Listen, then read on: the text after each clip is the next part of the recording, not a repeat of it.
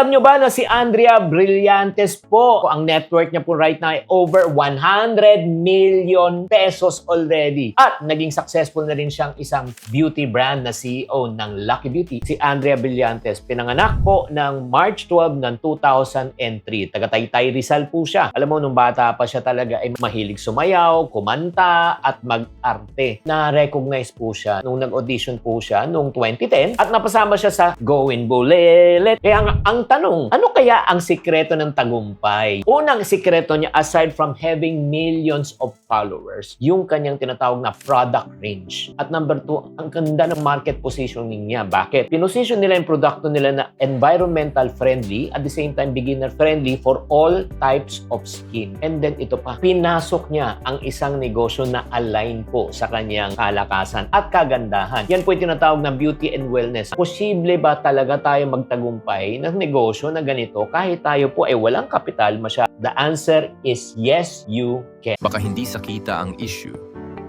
Baka sa diskarte. Ang Yayamanin Collection ni Chinky Tan ay may gabay para matutunan mong hawakan at palaguin ang iyong pera. May step-by-step guide ito na tutulong sa'yo.